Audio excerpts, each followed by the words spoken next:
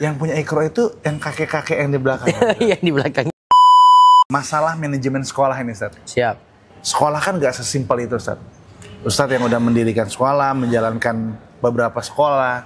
Nah ini menjelang tahun ajaran baru, Ustaz. Kira-kira apa yang perlu dievaluasi oleh yayasan, para guru, dan wali murid sebagai stakeholder sekolah, Ustaz? Yayasan sih, dia tugasnya lebih ke pengembangan, ya diantaranya fasilitas. Juga membuat guru itu lebih makmur lah.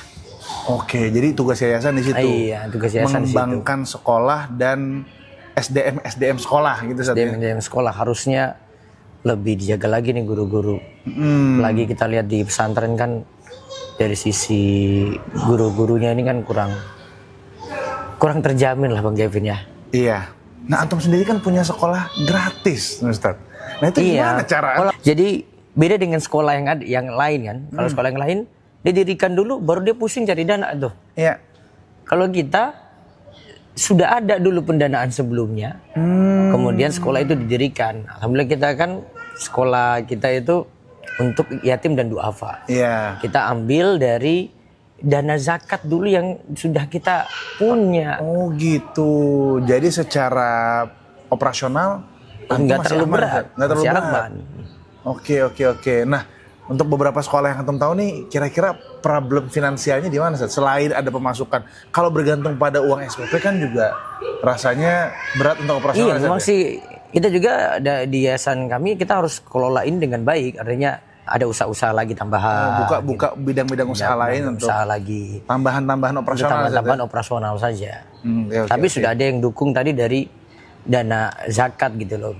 Mungkin saya lebih saranin ke situ Bang Kevin. Saya kalau diskusi dengan beberapa sekolah saya bilang ya kenapa nggak ambil peluang di zakat gitu loh. Oke. Saya sendiri berpendapat kalau zakat itu boleh disalurkan untuk fisabilillah, termasuk di dalamnya itu guru-guru tuh. Dan itu lebih manfaat dibandingkan saya kasih ke orang miskin Bang Kevin. Oh. Kasih ke orang miskin habis untuk dia makan aja. Betul. Tapi kalau kita kasih zakat itu ke para guru, dia hidup, kebutuhannya tercukupi, anak-anak jadi terjamin kan? Iya, karena pekerjaan dia kan mengajar anak-anak. Itu. Daripada dia nanti di luar sekolah jual es cendol. Iya ya. Jadi nggak fokus. Oke. Itu untuk yayasan saja ya. Untuk yayasan. Jadi mengembang. Kalau saran saya sih di beberapa sekolah itu punya lazis atau yang lebih ringan tuh UPZ di bawah Basnas langsung. Oke. Belum pernah ada yang berpikir seperti ini, tapi saya pernah sampaikan ke beberapa sekolah, saya bilang kenapa nggak ambil UPZ?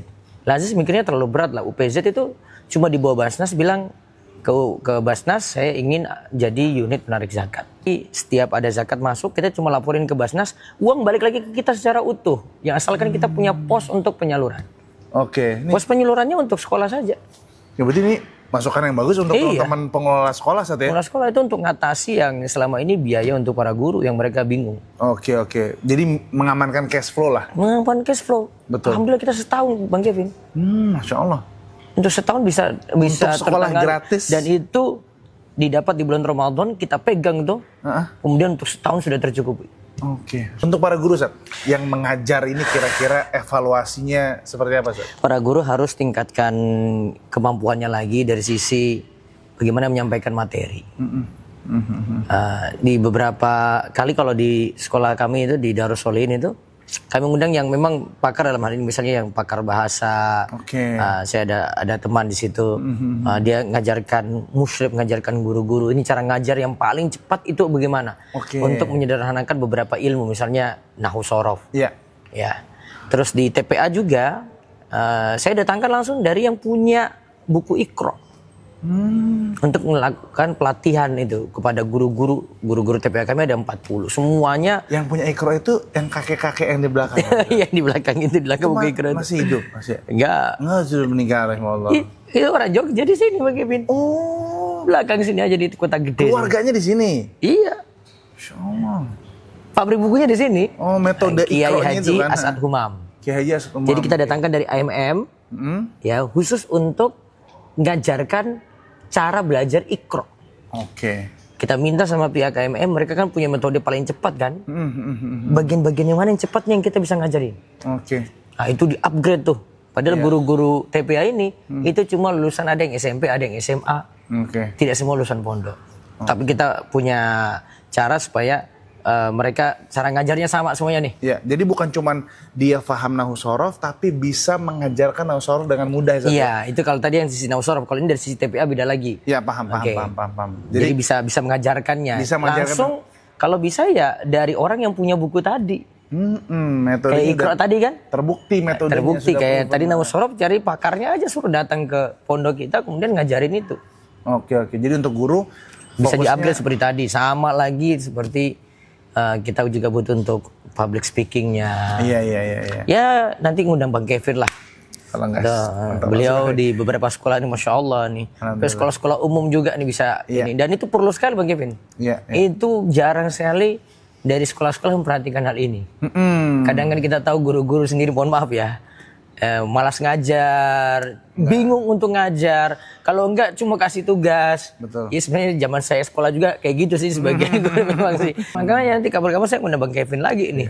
Tapi guru-guru Pak. Telepon Iwan senior telepon senior ini. Yang terakhir stakeholder ketiga di sekolah nih, karena orang nggak sadar, wali murid. Wali murid tuh suka ngerasa kalau udah bayar sekolah, udah titipin anak saya di sini, saya nggak mau tahu hafal Quran, hafal hadis, akhlakul karimah. Saya kasih contoh saya nih, gak usah banyak teori ya. Saya punya santri itu ada yang, jadi di rumah itu belum tentu dia sholat subuh, Oke. Tahu kenapa Bang Kevin? Kenapa? Orang tua aja. Karena nggak mencontohkan. Itu makanya kita ini punya pondok, kita punya PR juga sebenarnya. Anak ini di rumah ini bisa jaga sholat nggak? Saya itu cuma mikir sholat aja, kasihan kalau mereka di musim liburan kayak gini. Iya benar. Sederhana sekali loh. Ini makanya ketika dia pulang, dia tuh kebetulan tangga dekat rumah ya. Saya cuma tanya, kemarin kamu sholat subuh di mana kamu? Kalau nggak di masjid kayaknya kamu nggak sholat.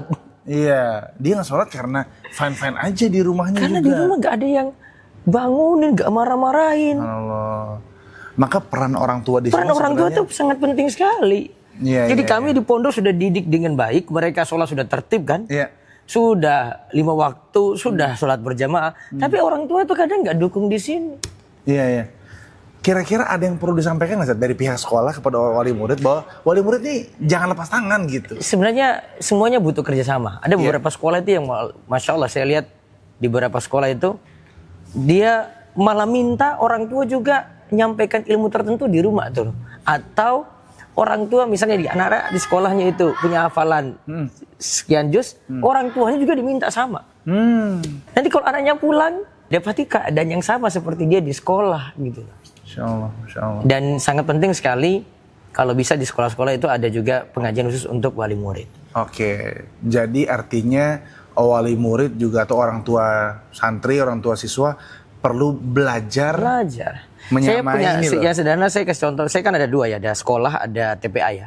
Di TPA kami itu memang ada, kalau setiap sore itu ada ibunya yang ngantar nih. Alhamdulillah nih, pelan-pelan ibu yang ngantar ini. Kita ngajak pelan-pelan untuk ngikut kajian rutin. Setiap hari Ahad sore. Nah, fungsinya apa? Anak-anaknya kan sudah bagus nih.